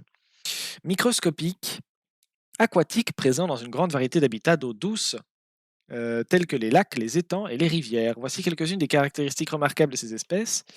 Résistance à la dessiccation, les rotifères belloïdes sont connus donc bdelloïdes sont connus pour leur capacité à survivre à des conditions de sécheresse extrêmes en entrant dans un état de cryptobiose.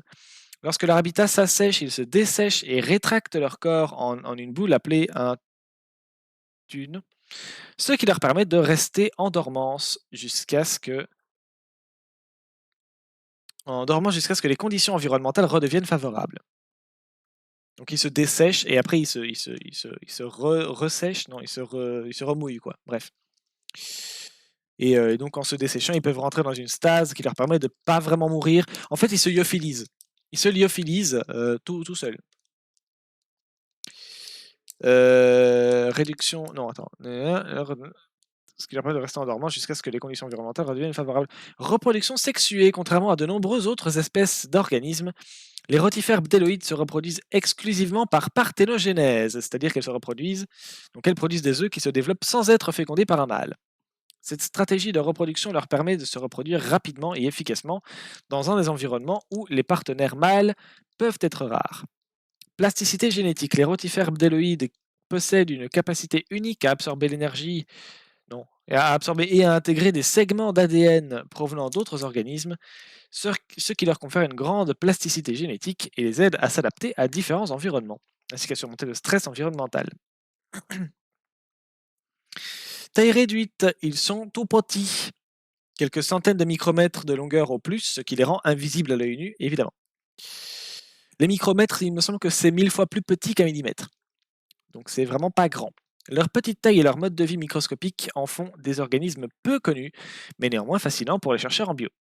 En raison de leur adaptation unique à des environnements changeants et de leur plasticité génétique remarquable, les rotifères bdelloïdes sont des organismes microscopiques intrigants qui continuent à susciter l'intérêt des biologistes et des chercheurs. Le rotifère bdelloïde.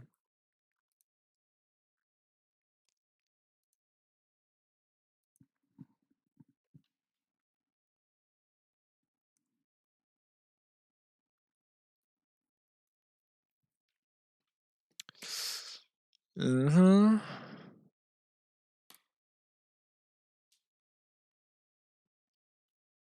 Alors, les bdelloïdés, donc les bdelloïdes en français, sont une sous-classe, c'est pas une espèce, sinon on aurait un nom scientifique, c'est vrai, de l'embranchement des rotifères. Les rotifères bdelloïdes sont des organismes microscopiques dont la longueur varie entre 150 et 700 micromètres. La plupart sont trop petits pour être visibles à l'œil nu, mais peuvent être observés à l'aide d'une simple lentille grossissante. Gna gna gna, gna gna gna gna gna, on s'en fout. Alors, généralité, ils représentent 4 familles et plus de 450 espèces au sein des rotifères. Ils vivent principalement dans l'eau douce, dans les sols humides et sont caractérisés par leur morphologie typique, une bouche, un tronc, un pied et une locomotion souvent rampante. C'est quoi un rotifère? Ce sont un embranchement du règne animal, ce sont de petits organismes bilatéraliens. Donc ils ont une symétrie bilatérale, c'est-à-dire qu'ils ont la même, comme nous quoi, vous nous coupez en 2, vous avez plus ou moins, c'est pas tout à fait, c'est pas réellement parfaitement symétrique, mais vous avez une symétrie quoi qui fait que vous avez la même chose d'un côté que de l'autre.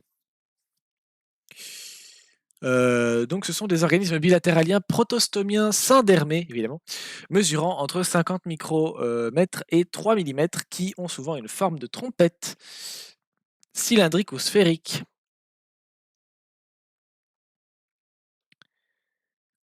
Donc ils ont un mode de reproduction asexué, ça baise pas.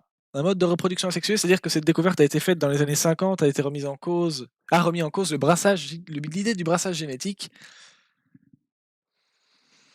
Non, a remis en cause l'idée que le brassage génétique est la seule méthode pour assurer la diversité génétique propre à assurer l'adaptation du milieu. C'est-à-dire que tu baises avec un pote qui n'a pas tout à fait le même génome que toi pour apporter des nouvelles informations et en même temps consolider la base que vous avez en commun. Comme ça permet de garder un ADN de qualité correcte avec quand même de la nouveauté dedans, ce qui fait qu'au bout d'un moment, après des millions et des millions d'années de baise, on passe d'un poisson à un être humain. Euh, donc on pensait que le brassage génétique, à savoir la recombinaison génétique au sein d'une population entière et sur plusieurs générations, était la seule méthode pour assurer une diversité génétique propre à assurer l'adaptation au milieu, et donc de ne pas éteindre les espèces, et donc que l'espèce ne s'éteigne pas. Cependant, des reproductions par parthénogénèse existent chez certaines espèces, comme les lézards, les grenouilles, les poissons, mais seulement dans certains cas atypiques et en parallèle d'une reproduction sexuée. Or, les bdelloïdes n'ont que la reproduction asexuée et sont toutefois présents sur Terre depuis au moins 40 millions d'années. La réalité même de ce... Donc en fait, on se dit que le brassage génétique se passe forcément avec un mâle et une femelle, et qu'en fait, finalement, là, on se rend compte que... En fait, non. Enfin, on se dit que c'est forcément le meilleur moyen pour avoir... pour qu'une espèce évolue et qu'elle puisse avoir des nouvelles informations dans son code génétique. Et finalement, ici, on se rend compte qu'en fait, cette espèce-là, qui existe depuis un sacré bout de temps, ne fonctionne pas du tout comme ça, et que pourtant, elle est toujours là, et qu'elle a forcément pas la même tête qu'avant. Enfin, la même tête, le même code génétique, qu'elle a évolué entre-temps. Parce que tout évolue, même si vous ne le voyez pas forcément. Euh... La réalité même de ce type de reproduction a été contestée jusqu'à ce qu'une étude publiée en juin 2000, le 21 juillet 2013, je suis fatigué, prouve que les gènes des bdelloïdes ne sont pas conçus pour être divisés par méiose en gamètes. Il en découle que la reproduction sexuée est la seule possible et qu'il n'y a pas de mâle caché.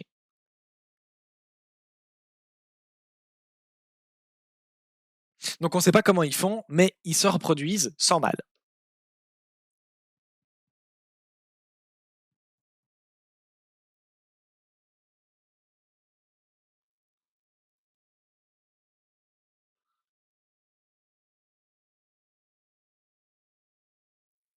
L'étude révèle ensuite que les gènes des bdelloïdes sont capables de corriger les mutations qui pourraient augmenter l'apparition de maladies et qu'ils sont également capables d'absorber une partie de l'ADN d'organismes externes, tels que des bactéries, des champignons, des plantes, pour recréer une forme de diversité génétique.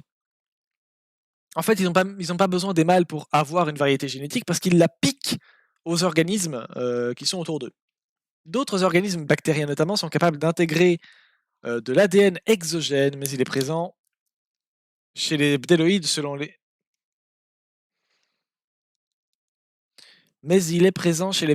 l'étude jusqu'à 8%, ce qui est plus que n'importe quel autre organisme étudié à ce jour. Mais dis donc.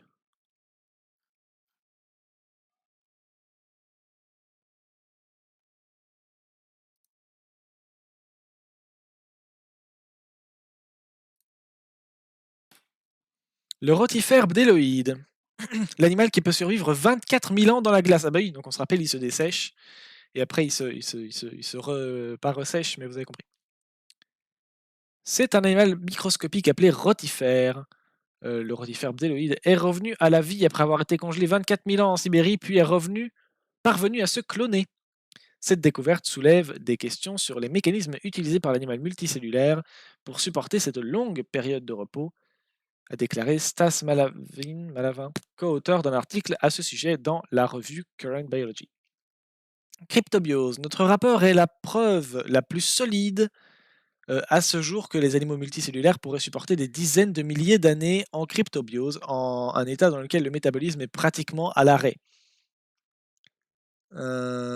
L'équipe des chercheurs a utilisé un appareil de forage pour prélever des carottes de la rivière Alaseia dans l'Arctique Sud, puis a utilisé la datation au radiocarbone pour déterminer que l'âge du spécimen se situe entre 23 960 et 24 485 ans. Donc il est un petit peu vieux. Ils avaient déjà identifié des microbes unicellulaires capables de pareils exploits. D'autres cas signalés chez les organismes multicellulaires, le cas d'un ver nématode, vieux de 30 000 ans, donc un ver rond, je crois, est revenu à la vie. Voilà, il est revenu à la vie. Des mousses ainsi que certaines plantes se sont également régénérées après plusieurs milliers d'années passées dans la glace. Ce qui est un petit peu emmerdant pour toutes les maladies qui vont nous tomber dessus, rappelez-vous, hein, toutes les maladies qui sont piégées dans la glace depuis des milliers d'années et auxquelles on n'a plus affaire. Quand la glace fond, forcément, ces trucs-là se libèrent, se réactivent, donc ils reviennent à la vie, quoi. Et vous êtes foutus après, voilà. Yes. Parce que vous n'avez plus aucune résistance à ce truc, mais que lui est toujours aussi mortel. Bref. Les rotifères peuvent désormais être ajoutés à la liste des organismes qui semblent être capables de survivre indéfiniment. Une fois décongelé, l'animal a pu se reproduire seul en utilisant un processus appelé la parthénogénèse. Maintenant, mesurant environ un demi-millimètre de long, les rotifères vivent généralement, dans un milieu d'eau douce. Nous pouvons nous servir de cet organisme comme un modèle pour étudier la survie à la décongélation et la dessiccation dans ce groupe et les comparer à d'autres animaux résistants comme les tardigrades, les nématodes et d'autres. Ouais.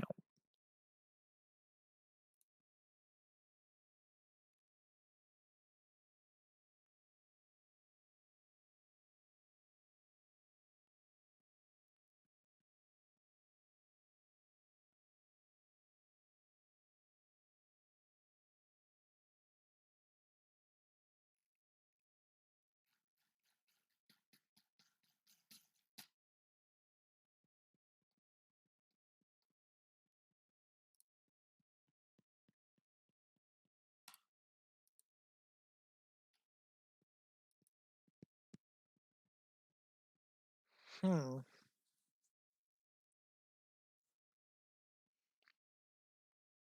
Donc ce truc se reproduit sans mâle, n'a besoin que des femelles. Il est capable de se dessécher pour pouvoir revenir à la vie quand il y aura de nouveau de l'eau, comme on le fait avec les tardigrades.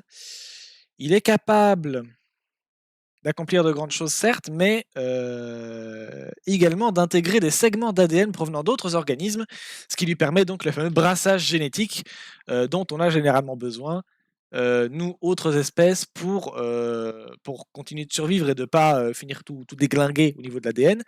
Et généralement, ça, on le fait comment? En baisant, en se reproduisant avec, par exemple, le sexe opposé, chose que ce truc ne fait pas. Donc, il se débrouille autrement. Il intègre des parties de l'ADN d'autres organismes, ce serait certainement des organismes qu'il tue, je sais pas, et pour les manger, et il les intègre à son propre ADN.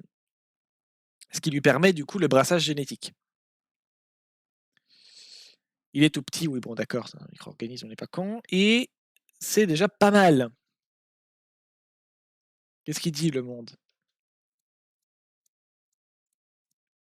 Congelé 24 000 ans dans le permafrost sibérien, un animal microscopique revient à la vie. On vient de le lire, c'est pas le même site, mais voilà. Absence de tout mâle chez les. Ah oui, et on a vu aussi que la parthénogenèse, donc le fait qu'ils se reproduisent sans mâle, c'est pas. Enfin, ça a été apparemment. La parthénogenèse en elle-même, c'est quelque chose auquel tout le monde ne croit pas tout le temps. Je sais pas où me placer, moi, par rapport à ça. J'avoue que je sais pas trop. Je sais pas trop. Cependant, ici, c'est un fait. On a observé un truc qui expliquait que. Il y a un site qu'on vient de lire qui expliquait qu'il y a un truc qui fait que quand les. C'est chiant à expliquer. C'est casse-couille à expliquer. Qui expliquait que il y a normalement un truc qu'on est censé observer par la méiose, donc le stade de reproduction qu'on retrouve chez les organismes qui se reproduisent avec un pote, on va dire, comme nous on a tendance à le faire entre humains. On va dire, pour faire très court, il y a deux types de reproduction. Il y a la reproduction où je vais faire des trucs avec Michel, et la reproduction où j'ai pas besoin de Michel et où j'ai besoin que de moi, où je vais juste me couper en deux, et paf, ça fait un clone. Voilà. Ça, c'est généralement ce que les organismes les micro-organismes, donc les trucs tout petits font. Il y a tout un tas de bactéries qui le font. Juste, ils se scindent en deux. Bon, c'est un truc très très complexe, hein, en fait. Pour avoir eu à l'étudier en première année de bio, je vous assure que c'est beaucoup plus compliqué que ça. Ils se coupent pas juste en deux, mais bon, imaginez qu'ils se coupent en deux et que ça fait deux individus identiques à la fin, dont le corps est identique en tout cas. Voilà. Donc, voilà, soit vous utilisez deux individus pour produire un nouvel individu qui n'a rien à voir avec les précédents, mais qui a une partie génétique en commun.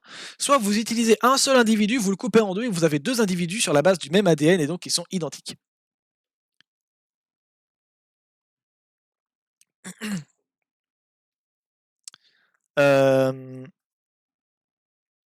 Voilà. Et alors, pour vous expliquer le pourquoi du comment du brassage génétique avec les organismes qui font que se couper en deux et donc de recopier leur ADN, je ne sais pas vous le dire. Je sais que dans tous les cas, il y a un minimum de brassage génétique, mais c'est pas tout à fait dans la façon dont on l'entend. Il faut savoir que l'ADN mute, il mute en permanence. Enfin, en permanence. En permanence, j'en sais rien, mais il mute à chaque reproduction. Imaginez que la reproduction, c'est un téléphone sans fil, ou même un mec qui vous copie un examen. C'est vraiment la même chose. Une copie qui est quand même très très bien faite. Le gars est motivé à son examen pour vous copier, mais bon, il finit forcément par faire une faute de frappe. Voilà. Une faute de frappe qui est pratiquement invisible dans le rapport qu'il va vous pondre pour son examen. Mais imaginez maintenant que toute la classe, sur genre une trentaine d'élèves, ont fait la même chose. Ben, la première copie d'origine n'a plus grand chose à voir avec la dernière. Donc voilà, du moins la différence commence à se voir. Et c'est ça qui se passe avec l'ADN de toute forme de vie lorsqu'elle se reproduit. Mais, et c'est ce qui fait que notre ADN mute, et c'est ce qui fait qu'à terme, un jour ou l'autre, on finit par évoluer, on va dire, enfin on évolue tout le temps à chaque mutation et plein d'autres trucs. L'évolution, c'est énormément de concepts mélangés, mais pour faire très court, on va dire voilà, ce qui fait que vous changez progressivement de gueule et qu'on est passé d'un poisson à un humain, c'est ce que je viens de décrire, c'est-à-dire que l'ADN mute. Et donc, c'est que le plan de construction de l'ADN, qui n'est jamais que le plan de construction de votre corps, ce plan change. Il change parce que le code qu'il y a dedans est mal copié. On va dire le but de l'organisme, c'est de le recopier par cœur, nickel, chrome, identique à chaque reproduction. Et évidemment, ça ne marche pas. C'est infime, hein, la différence est pratiquement invisible. Et il faudrait des plombes, genre même pour les ordinateurs les plus performants qui ont été prévus pour ça, spécifiquement pour détecter les différences entre les génomes, il faudrait plusieurs jours, sans arrêt, au moins 2 jours par rapport à ce qu'on m'avait dit en cours, pour détecter cette différence et pouvoir la rapporter, quoi. C'est énorme. Bon, déjà parce que l'ADN, c'est énormément d'informations cryptées à décoder, et aussi parce que pour trouver une information qui ne va pas dans toutes ces informations codées extrêmement complexes, bon, j'espère que vous avez du temps parce que voilà, à l'œil nu, oubliez. Vous pouvez pas à l'œil nu déjà, mais vous voudriez même le faire sans ordinateur, que vous en avez pour plusieurs vies juste pour un morceau d'ADN. Voilà, donc laissez tomber. Mais avec les ordinateurs extrêmement puissants qu'on a aujourd'hui, il y a moyen de faire des trucs. Youpi. Toujours est-il que voilà, la faille est pratiquement invisible, il faut bien la chercher, et voilà. Mais elle se répète de plus en plus, et au bout d'un moment, les erreurs précédentes ayant été gardées et les erreurs suivantes ayant été apportées, au bout d'un moment, on se retrouve avec un truc qui n'a pas du tout la même gueule. Mais se mêle à ça donc le brassage génétique, c'est-à-dire que nous, qui nous reproduisons par méiose, si je me souviens bien, c'est-à-dire qu'on baise avec un pote et à la fin ça donne un individu qui n'a rien à voir avec nous, enfin aucun des deux partenaires qui ont créé ce truc, même s'il y a une base en commun, mais l'ADN, on va dire, est réarrangé pour donner autre chose.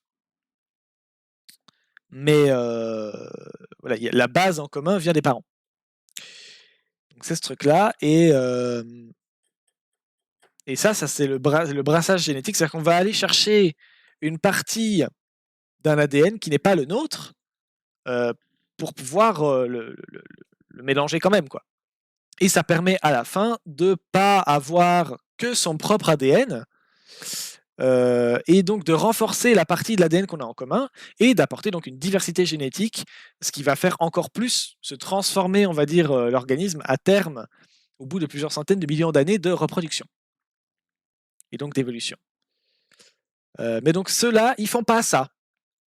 Eux, juste ils se coupent pas en deux non plus, hein, mais voilà. Voilà, ils se reproduisent, ils ont juste besoin de la femelle. Il n'y a pas besoin d'être fécondé par un mâle. Voilà. Et comment du coup ils se débrouillent pour le brassage génétique?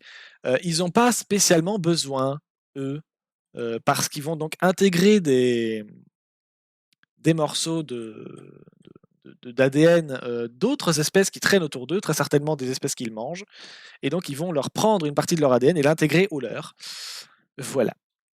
Mais du coup, ils n'ont pas ce brassage génétique par la reproduction. Ils l'ont autrement, mais voilà.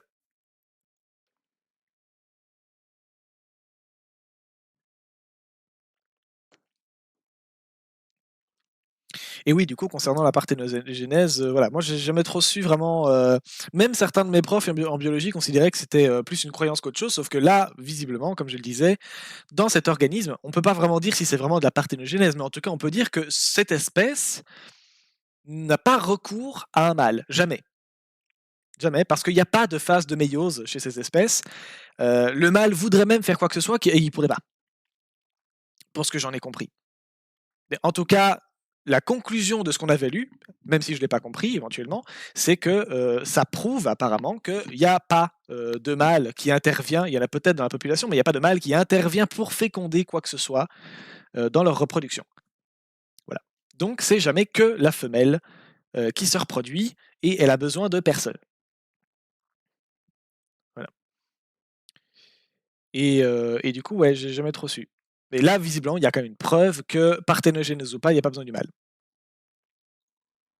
Or, ce truc existe toujours, ça fait des millions d'années qu'il est là. S'il n'y avait pas un minimum de variété génétique, le truc se serait éteint. Donc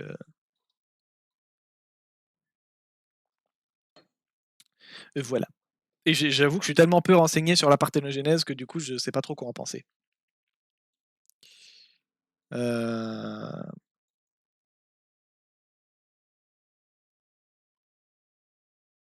Donc voilà, absence de tout mâle chez les bdéloïdes. Ces organismes sont capables de survivre en vie ralentie, en cryptobiose, donc ils s'assèchent en attendant qu'il y ait de nouveau de l'eau.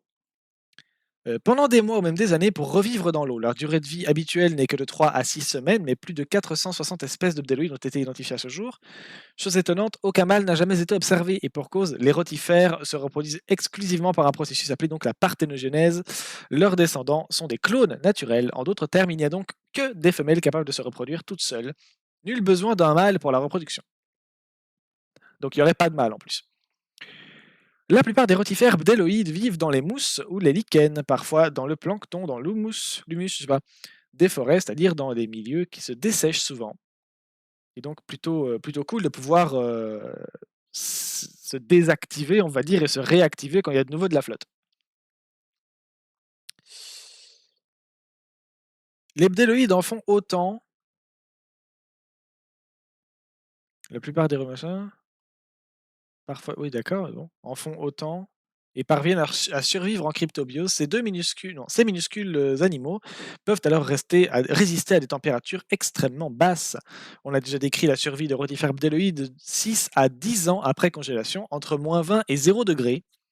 Cette fois, Lyubov, Shmakova, Stas Malavin et leurs collègues de l'Institut des problèmes physico-chimiques et biologiques des sciences du sol rapportent la survie d'un rotifère bdéloïde découvert dans le permafrost du nord-est de la Sibérie. La datation radiocarbone par spectrométrie de masse par accélérateur a permis de dater cet échantillon prélevé à une profondeur de 3,5 mètres sur la surface des couches moyennes du lit de la rivière d'Alazeia. Ce matériel congelé dans le permafrost, également dénommé pergélisol, date d'une époque comprise entre 23 960 et 24 485 ans. Cela constitue la survie la plus longue observée des rotifères à l'état congelé. Le minuscule organisme découvert dans le permafrost est bien un rotifère comme l'atteste le séquençage de gènes d'actine. Oh, c'est trop compliqué l'actine à vous expliquer. Et la comparaison avec les génomes d'isola contemporains de rotifères. Remarque, tout est trop compliqué, hein, de toute façon, mais l'actine, c'est l'un des seuls trucs dont je me souviens en cours, mais c'est juste trop dur, quoi. C'est trop compliqué pour moi. Les chercheurs russes indiquent que ce rotifère a supporté être congelé à une température d'environ -15 degrés pendant une semaine, après quoi les biologistes ont observé qu'il a pu se reproduire de façon continue en labo par parthénogenèse obligatoire. Un mois plus tard, ils ont obtenu plusieurs rotifères vivants. Plusieurs cultures secondaires ont ainsi été obtenues. Ces animaux se reproduisent, comme on l'a dit, selon un mode n'impliquant aucun mâle. Des analyses ont alors été entreprises sur cette descendance. L'analyse du gène truc de trois rotifères présents dans les cultures secondaires a également permis de confirmer qu'ils étaient phylogénétiquement apparentés aux isolats actuels d'Adineta. J'ai pas compris. Il ressort que ces organismes sont apparentés à un isolat contemporain de bdelloïdes collecté en Belgique, Adineta vaga. Autres organismes capables de survivre dans les sols congelés. 24 000 ans. N'est pas le seul organisme capable de survivre dans les états gelés durant de nombreuses années. Les nématodes, mais également les vers, mais également les bryophytes, donc les mousses, peuvent le faire.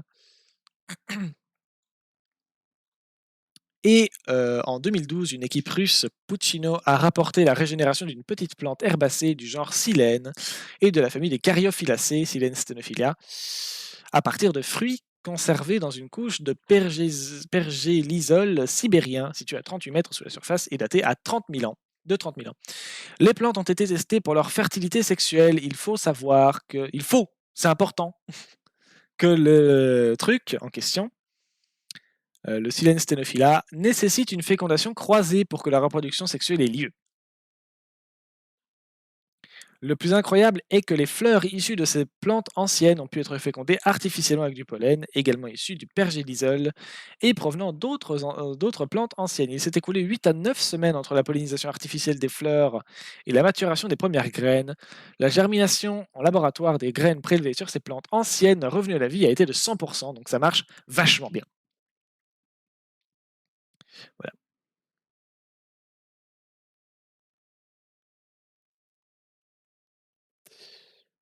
Euh, Ça a l'air d'être une vidéo explicative très longue, ça. Ouais, non, c'est pas si long que ça, mais enfin, ça a l'air un peu chiant quand même.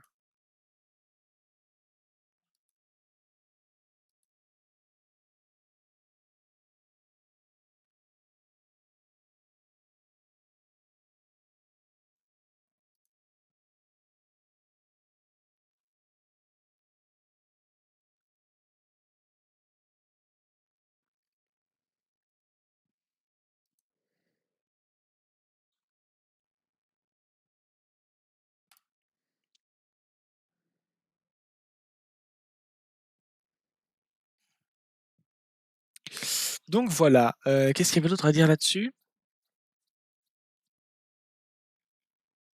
Non, il a bugué lui, c'est rien. Donc on disait, c'est un organisme microscopique aquatique présent dans une grande variété d'habitats d'eau douce tels que les lacs, les étangs, les rivières. Résistance à la dessiccation, c'est-à-dire qu'il quand il y a plus de flotte, il peut se désactiver, on va dire, et revenir après quand il y a de nouveau de la flotte, comme les tardigrades, les oursons d'eau. Reproduction sexuée, contrairement à asexuée, donc ça veut dire qu'ils ont pas besoin de mâles. Et plasticité génétique, les rotifères bdelloïdes possèdent une capacité unique à absorber et à intégrer des segments d'ADN. Ok. Et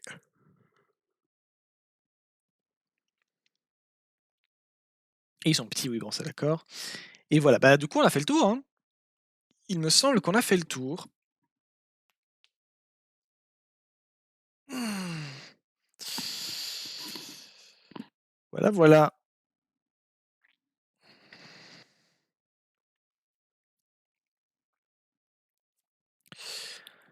J'hésite.